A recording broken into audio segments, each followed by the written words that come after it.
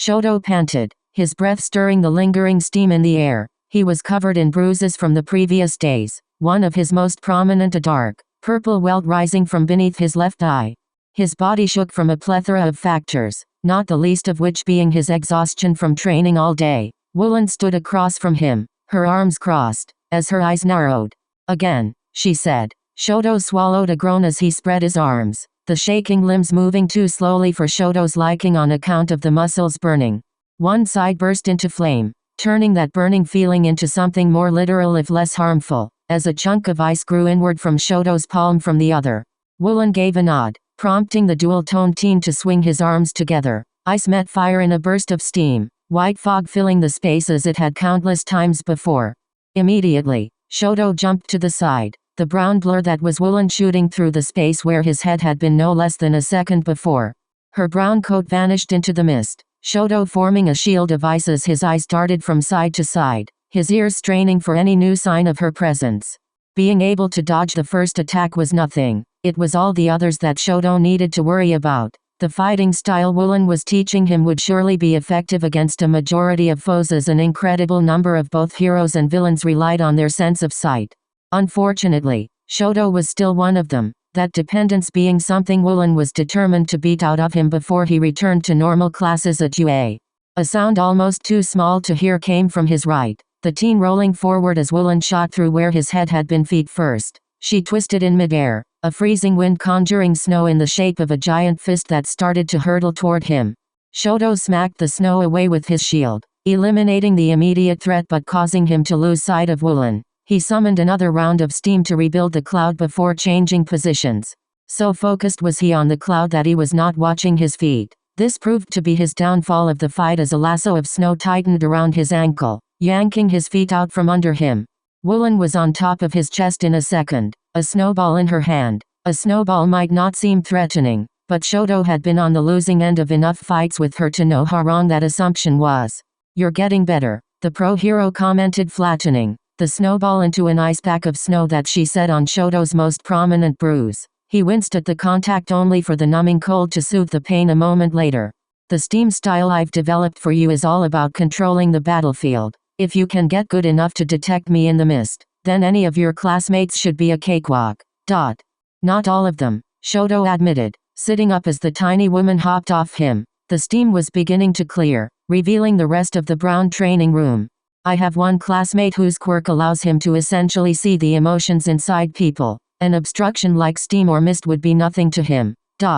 So that's 1 out of 19. Woolen waved. "Sometimes you'll just have a match like that. If that's the case, then you need to learn to make a call. Do you run or do you try to brute force your way through?"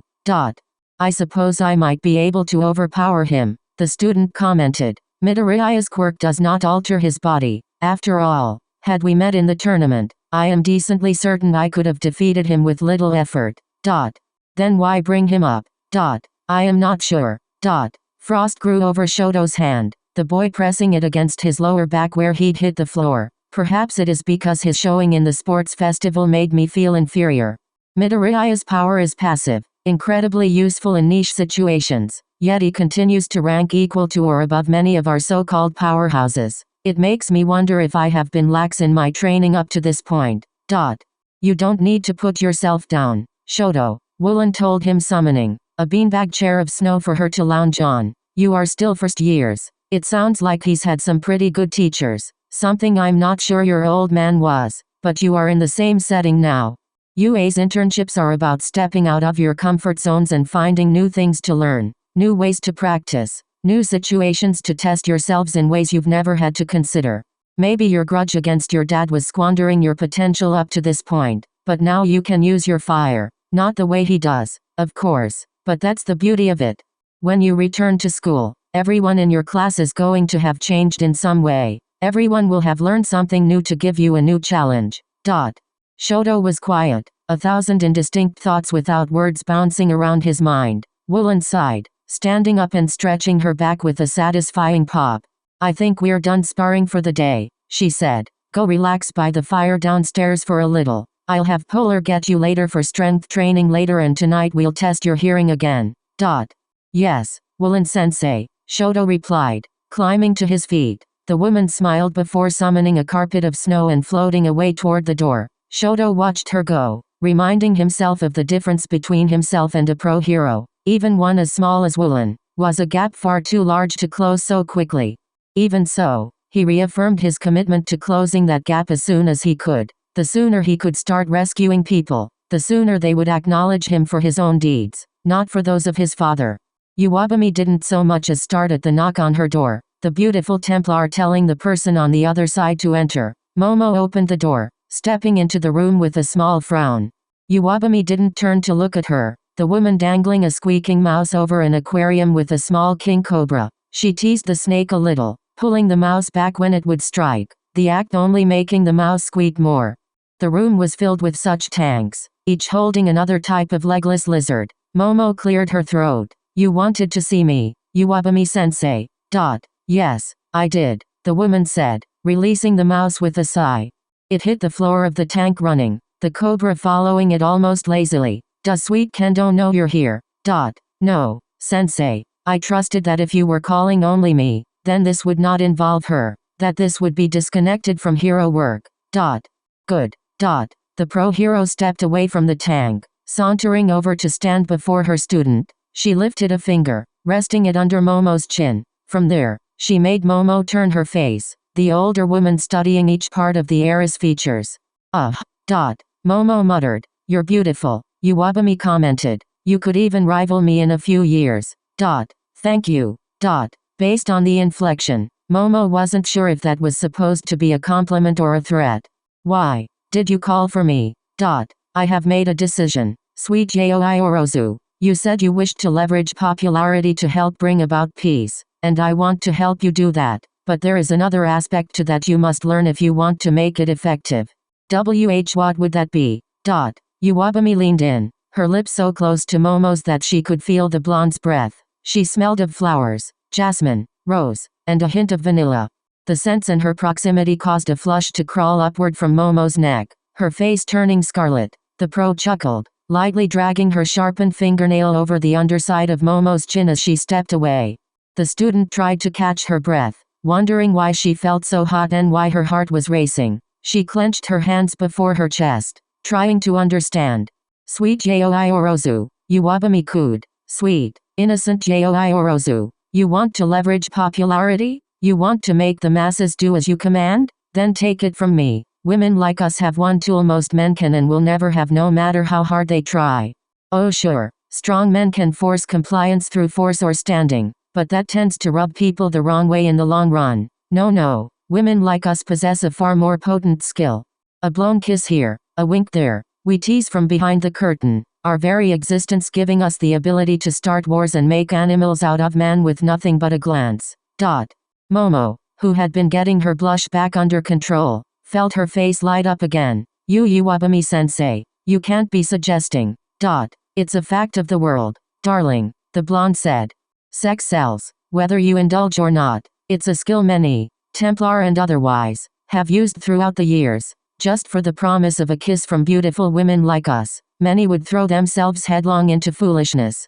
A caress of the cheek and a few whispered words and men rob banks, kill their best friend, uproot their lives. And when you're famous like me, they are seen as nothing but rabid fans gone mad. Your promise is to them nothing but a delusional wish. But why? Momo sputtered. It's human nature. Sweet Yoi Orozu, Iwabumi replied, petting the snakes in her hair. For all that we've evolved with quirks, we are still animals in our very cores, and animals only desire a few things. When we have food and shelter, when we have stress and pressure, when we look for something to fill our time and instincts, it all comes back to one thing: pleasure.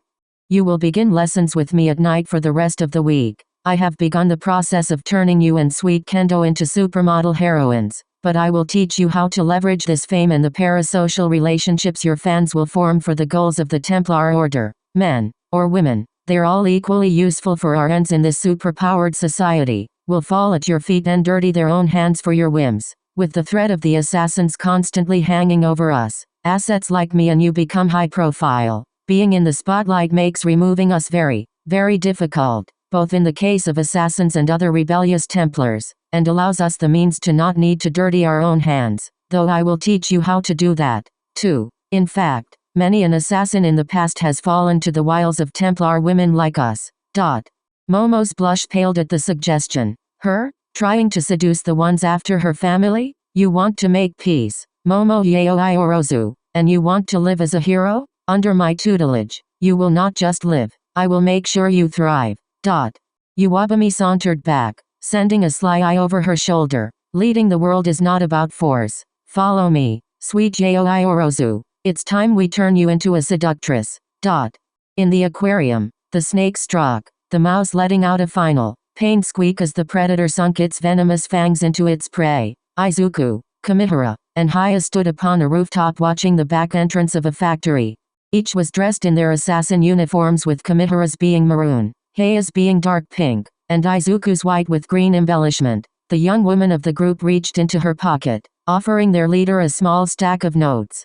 Thank you, Kamihara nodded, looking over the information. This is one of the factories owned by Anubis Hide of Het Health Incorporated. Are you each familiar with the name? Het Health is one of the few brands that targets its branding to heteromorphic individuals, Izuku recalled. The stories say the founder started the company after a heteromorph friend of his complained about being told by a cashier to go buy shampoo from the pet shop down the road. It's now owned by a jackal heteromorph, the founder's grandson. Correct. Initiate. That current CEO is Anubis Hide, and this is the factory where their famous pedigree brand shampoo is made. It's also now a confirmed Templar stronghold. It's almost amazing how diverse Templar businesses are, Haya commented, a questioning glance from Izuku prompting her to continue. Before the dawn of quirks, the assassin presence in the world was so low that the Templars of the day consolidated their businesses into Abstergo and had fingers in everything. By putting it all under one name, they were able to streamline their international plans, but the Abstergo LLC more or less fell apart during the chaos when a couple of assassins, the first ones to be born with quirks, went on a rampage through every facility they could until they were eventually gunned down in Brazil and England, respectively. Since then, the Templars had to diversify again in an attempt to prevent that from happening again. Honestly, it's kind of a pain. I bet things were easier when we had one company we could point at and know for sure. But Abstergo's still around. Izuku blinked. They're a major company in North America with multiple business partners around the world, most notably in Italy and Peru. Yes, but not all their partners are Templars, Kamihara commented. After the second wrongful death of an Abstergo partner with no idea about our war, the International Brotherhood had to get more thorough with our selectivity. It's allowed more than a couple actual Templars to slip through our fingers. We won't let that happen here, Haya said. Who was it that was captured? Kurado Sawa, the master assassin answered. He was supposed to return to the den at noon today. He didn't, so we're to get in, find him, and get out. Easier said than done, Haya muttered. True enough, Kamihara agreed. The building has few windows and 3 above-ground floors. We're pretty sure they have 1 or 2 underground as well, but those aren't on the official blueprints. The lower 2 floors are the main factory of VATs and mixtures. The workers unlikely to be Templars, but it's most likely to have the entrance to the underground floors if they exist. The 3rd floor holds their paper records and offices for the managers. If anyone in the upper building are Templars, that's probably their location. If there isn't an underground, that's where Sawa would be, too. Assuming they haven't moved him, Izuku commented. Wait, how are we supposed to find the entrance to the underground if there are workers there? We can't just kill them and take their clothes. You said they most likely didn't know about our fight. Hopefully, we don't have to find it, Kamihara answered. If we do, though, that will be your job. You are the only one of the 3 of us to possess eagle vision. That said, there should be no one here this late at night except security. Now then, initiate Midoriya. Considering all the information you have been given, what would be the best course of action? Well, Izuku began, rubbing his chin. We have 2 objectives, so to speak, considering our theories, those being the 3rd floor and the underground.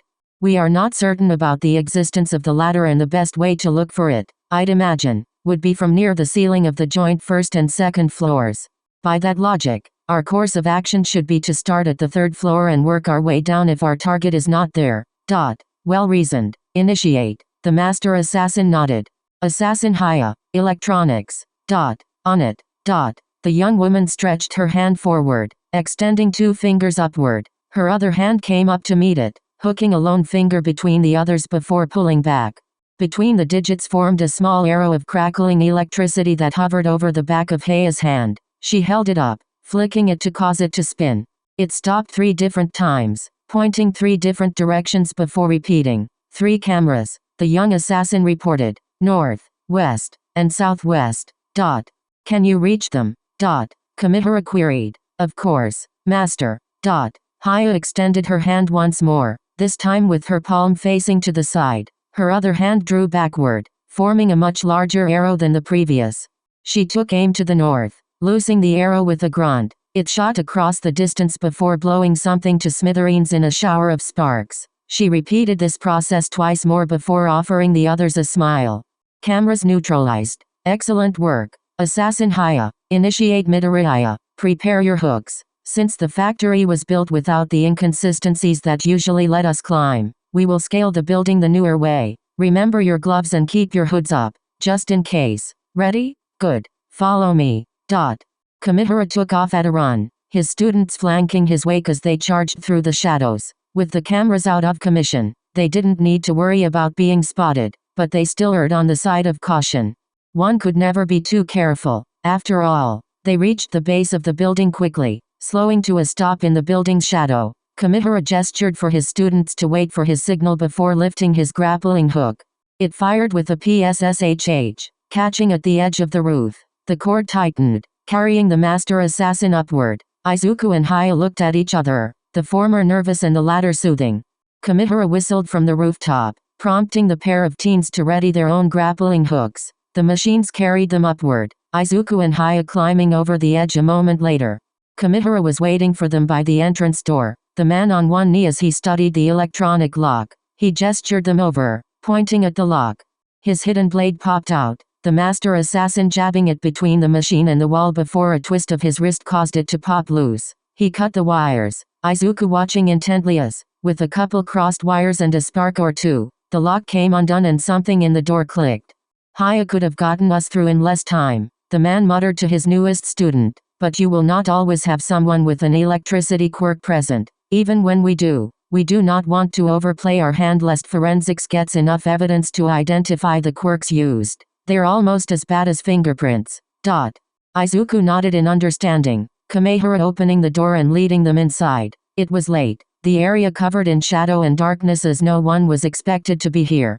The dark did not bother the assassins, all of whom had been trained to fight just as effectively in such conditions, so they did not bother looking for any sort of light switch. Initiate, Kamihara muttered. Can you see any cameras? One moment, master. Izuku blinked, activating his eagle vision. The darkness got a little darker, a blip of gold appearing at the corner ahead. One camera, master, at the intersection ahead. I will handle it. Good work. Initiate. Kamihara put his hand to the wall, one of his fingers lengthening upward and forward as he hid the use of his powers. The lone digit reached the camera from behind before lopping off half of its mechanics. It hit the floor with a whomp, muffled by the building's carpet. With no possible eyes on them, Kamihara reached into the folds of his robes and offered each of his interns a single earbud. Spread out and look for anything suspicious. Call as soon as you find something. If you run into a guard, aim to incapacitate. Sir. The students nodded. Kamihara practically unraveled, slithering along the ceiling with a quick promise to take out any more cameras he found. Haya took the left at the fork, another electronic sensing arrow over her hand, while Izuku took the right. He slunk through the shadows, peeking his head around every corner before taking any turns, but the whole office floor was quiet and empty. He nearly jumped out of his skin when the earbud he'd been given vibrated with a crackle. Master here, the voice of Kamihara said. I found the security room. There's only one official guard present tonight. I took him out, but he confirmed there is an underground and that they have Sawa captured. We're moving to phase 2. Return to the stairwell. Izuku retraced his steps as ordered, finding Kamihara and Haya waiting for him. Silently, the trio slipped into the stairs and climbed downward, the leader of them gesturing to the first door they crossed. The factory was a single, massive room. The assassins stepping out onto a railing that ran the perimeter of the space. Catwalks crossed above giant VATs for mixing chemicals that connected to other, more nimble machinery. Izuku had never seen such things before, but he suspected these were meant to direct the appropriate amount of shampoo into the bottles that would hold them. He activated his eagle vision again. 2 cameras. Master, he whispered, pointing. One there in that corner, and the other is in the middle of that wall. There's something else. 2. Izuku shifted, having to lean over the railing to get a proper view. Yeah, where the camera's focus intersects is a golden symbol on the wall. I bet that's our entrance. Understood. Kamihara unraveled again, hacking the cameras to pieces before leading his students to the floor. Izuku took the lead, stopping before the wall. His special sight flashed again, the boy reaching forward with a gloved hand to set his fingers against a brick with an almost imperceptible mark of Cain carved into it, said mark now glowing red for him. Something clicked, the hidden door behind it opening silently despite its material makeup. Those, Haya commented with a sigh, are a lot of stairs. What did you expect? Assassin? I don't know, she shrugged. An elevator, maybe. Considering the widely varying body types of heteromorphic individuals, the weight limits of elevators, the cost of safely installing elevators for heteromorphic people, the chance of malfunction, and I get it. Initiate, Haya said, cutting off Izuku's mutterings. I just wish something could. You will not finish that sentence, assassin, Kamihara stated. Come, let us continue our mission. They followed the pro-hero down the stairs, each being sure to muffle their steps in the echoey area. The walls were lined with concrete, the gray walls empty and devoid of any emotion. The door at the end of the stairs was metal, a card reader set into the wall but broken beyond repair. Looks like we found evidence of our missing assassin, Haya commented studying the reader. This thing's busted, though. Leave it to me, Kamihara insisted, activating his full body to slide between the doors. He gave a grunt, slowly forcing the doors apart until something clicked and they opened the rest of the way. Inside, now. Izuku and Haya hurried in, Kamihara letting the door slide shut once they had. The area beyond was a corridor of the same gray stone, branches shooting off at various places. Kamihara gestured with his head, the students following. They came to a blood splatter at the far end, evidence of Sawa's attempt to escape before his capture, they suspected. Another splatter led to their right, the trio of assassins following the trail carefully, getting tired of standing around. A voice complained ahead, all 3 assassins instantly pressing themselves into the shadows. They inched forward, straining their ears. Boss really thinks they'll send someone after this guy? He's just some no-name salaryman and a half-assed assassin to boot. We're practically doing them a favor here. The recent assassins have a penchant for a no-man-left-behind philosophy, another voice replied with a chuckle.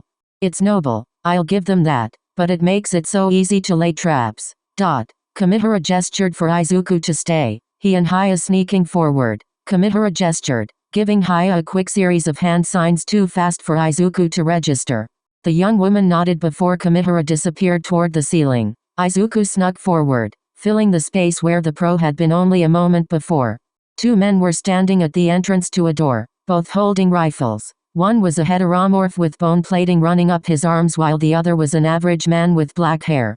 It happened in an instant. Haya charged out from cover, running toward the men with her head low. They jumped, both bringing their guns up, before Kamihara dropped from the ceiling above them. His weight fell on the man with the bone-covered arms, driving his hidden blade into the back of his neck. The other man lost his focus, turning toward the scene as he prepared to shoot the master assassin who had killed his buddy.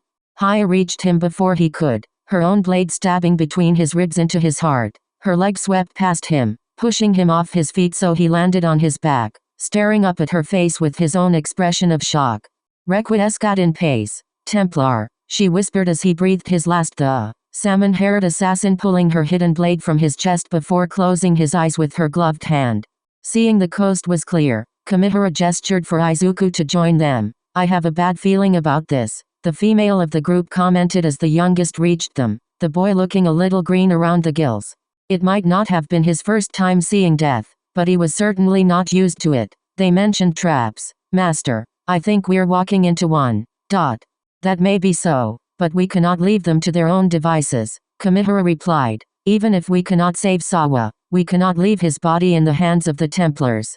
Lord knows what they could do with such a thing even before the dawn of quirks. Assassin, initiate, steel yourselves. One way or another, we will have to fight. He knelt, running his hands over the warm corpses beneath them. He drew out a keycard from a pocket and gestured, all of them moving to the walls as he flashed it at the scanner. The light turned green, the door opening. It's about time you showed up, a voice growled despite none of the assassins being in the doorway. The 2 dead bodies might have been a giveaway, but Izuku suspected the speaker had been waiting for the door to open and nothing else. Well, don't keep us waiting. The assassins met each other's eyes, a plan passing between them silently. Haya nodded, accepting the risk, as Kamihara slowly unraveled to hide on the ceiling. Haya raised her hands, nodding to Izuku to have him play along as she stepped into the doorway. Izuku swallowed, raising his arms as well and following her. The room was decently sized, 20 Templars waiting for them within with bated breath. The one in the center was a heteromorph with the face of a hyena, dirty yellow hackles raised as the young assassin stepped into the room. He held Kurado Sawa's head in his hands, the captured assassin on his knees. His face was beaten, one eye swollen shut, and his shoulder-length brown hair was matted, patches of it missing where it had been ripped out. His dark red robes were ripped and torn, the hood in pieces at the man's knees alongside his destroyed bracers. The lone eye Sawa could see with turned a sad, dark eye on Haya and Izuku, silently apologizing while begging them to flee. The hyena man snarled, his muzzle twitching. You cannot fool me, murderers, the lead Templar hissed. The men around the room grinned, those with weapons raising them. One, a man with snake eyes, flicked a forked tongue. Another had what looked like a finger gun aimed at them. Unlike the common hand gesture, his middle finger had a hole in the end, a red light shining from his pointer finger. The red dot rested on Izuku's hood, right over his forehead. I know there's another one of you here. Come out, now, or I'll loose my men on your little protégés here. Please don't, the snake man muttered. That one there is a fine-smelling woman. I wouldn't mind a better-looking prisoner. No, Kamihara said, pitching his voice so it didn't sound like him. He dropped from the ceiling to land before his students, raising his own arms. Do not touch them. Master. Haya began. Let me handle this, assassin, the man replied, turning his attention to their adversaries. You have not killed him yet. I'm surprised. He's a hardy one, hyena man commented, resting a clawed hand on Sawa's head. The prisoner grit his teeth as the Templar's claws drew blood, lines of crimson running down the assassin's face. He didn't know anything we wanted, either. Now then, you will comply or I will kill him. Take off your hoods. You know we can't do that, the master assassin rebuffed. Just give us our companion and we can be on our. Hyena man snarled and, with a quick twist, snapped Sawa's neck. The dead assassin slumped over, a look of shock frozen on his face. Oops, my hand slipped, the Templar muttered. Kihahi. Assassin, Kamihara hissed, not bothering to change his voice. Initiate. No survivors. It seems negotiations have broken down. Oh well, men, attack. The men around the room shifted, but they had barely gone a step before 6 thin strands shot from Kamihara, each spearing one of 6 grunts, including the man with the gun hand. Haya spun, firing one of her ion arrows so precisely that it passed through one man's head and into the next where it discharged, frying the snake man from the inside. Despite the remaining 11 grunts, Izuku only had eyes for one opponent, the assassin initiate ducking under Kamihara's attack as he drew his wakizashi and tanto, holding them in a reverse grip. The runt of the litter wants to face me. Hyena man questioned. Izuku didn't pause as Kamihara moved above him, spearing another 2 grunts that wanted to blindside him. The leader spread his arms as the boy approached. Then come, young assassin. I'll show you what Wera Hide can do. You murdered a defenseless man in cold blood. Izuku roared, his blades clashing with Wera's claws. Izuku spun as muscle memory took over, slashing upward with his wakizashi. Wera dodged backward, the blade of the sword barely missing his muzzle, before the heteromorph came back. His jaw snapped at Izuku, the young assassin interposing his tanto as a defensive threat that managed to ward off the older man. You and all your kind are nothing but villains. Poor, stupid boy. Hera said, don't you see? By the laws of the land, we're all villains here. He lunged, swinging a hand up to knock the hand holding Izuku's wakizashi out of the way. His other reached forward, grabbing the boy by the face before using his greater height and strength to drive the student into the floor. Izuku coughed, a ringing in his ears and his head spinning from the impact. Assassin, Templar, instrument, such words mean nothing. Even the greats of every group are lost to time, known if ever by what they did outside our war. We all commit crimes and only get away with it because we all want to keep this little fight of ours hidden. He leaned in, his breath hot against Izuku's face. That means I can sate my bloodlust on idiots like you without any consequences. Izuku slashed at him, the Templar hopping backward with narrow cut. The student, at this point, was not thinking rationally. His jump to his feet causing his hood to fall away, revealing his green hair. Hera's eyes widened slightly. Oh ho, the heteromorph grinned. That's a face I recognize. You've made a mistake, assassin. Even if you survive here, I'll ruin you. Izuku's eyes flashed gold, the boy shooting forward toward the man. Hera bit back a yelp, barely avoiding the blade that would have spilled his guts. Izuku refused to let up, the man having to parry every other slash. Hera might have been an adult and a Templar, but Izuku was a hero student of UA and a well-trained assassin initiate. Their training was not comparable. Izuku yelled, his tanto cutting a line into one of the man's sleeves. Will not kill anyone else. And you think you can stop me? The Templar questioned, his fur absorbing a bead of sweat. He swallowed a wince as Izuku's wakizashi bit into his shoulder before the man could fully avoid it.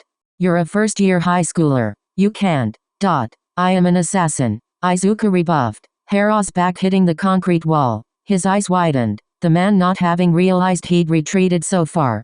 He snarled, reaching out to grab hold of Izuku's wrists. The wakizashi's point trembled a couple centimeters from Hera's snout. The tanto aimed at his sternum. Mere boy like you can't kill me, he said. I can smell it in you. You're green. You've never taken a man's life and you're a hero student. You don't have the guts to. Izuku brought his boot up, kicking the heteromorph in the stomach. His grip loosened, Izuku's tanto coming a little closer. Do not question what I am willing to do, Izuku growled.